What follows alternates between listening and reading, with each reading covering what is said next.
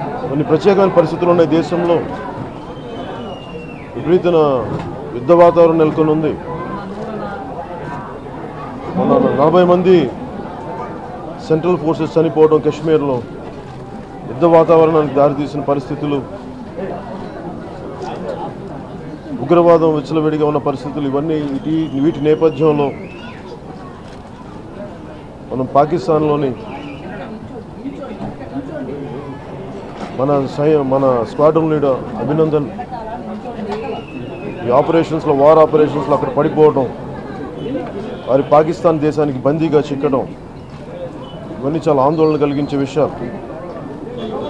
యుద్ధం ఎవరు కావాలని కోరుకోరు, యుద్ధం జరగాలని ఎవరు కోరుకోరు, అందరం బాగుండాలని కోరుకుంటాం. కానీ ఈ పరిస్థితుల్లో ఆయన అక్కడ బందీగా ఉండిపోవడం దేశాన్ని అందరికీ కలవరపరుస్తూ ఉంది. ఆయన క్షేమంగా పాకిస్తాన్ నుంచి తిరిగి భారతదేశానికి రావాలి, మనస్ఫూర్తిగా ఆయన క్షేమంగా తిరిగి రావాలని దేశం అందరితో పాటు జనసేన తరపున మేము కూడా మనస్ఫూర్తిగా ఆయన క్షేమంగా భారతదేశానికి రావాలని మేము మనస్ఫూర్తిగా కోరుకుంటున్నాం. ఇలాంటి సమయంలో భారత ప్రభుత్వానికి తెలుగు ప్రజలందరి తరపున, దక్షిణ భారతదేశ ప్రజలందరి తరపున, భారతీయ ప్రజలందరి తరపున భారత ప్రభుత్వానికి, ప్రధానమంత్రికి యుద్ధ సమయంలో మేమందరం అండగా ఉంటాం. ఈ దేశ సమస్య ఒక పార్టీ సమస్య కాదు.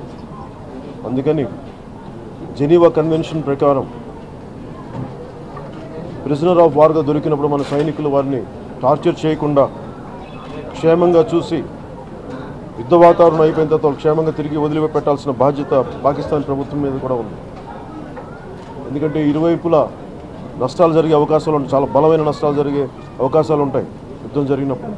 ఇలాంటి యుద్ధ వాతావరణంలో జెనీవా కన్వెన్షన్ తాలూకు నియమ నిబంధనల్ని పాకిస్తాన్ పాటించాలని మేము మనస్ఫూర్తిగా కోరుకున్నాం. అభినందన్ గారిని క్షేమంగా భారతదేశానికి రావాలి, ఎలాంటి టార్చర్ గురవ్వకుండా మనస్ఫూర్తిగా ఆయన క్షేమం కోసం మరింతగా మేము ప్రార్థన చేస్తాం. Thank you.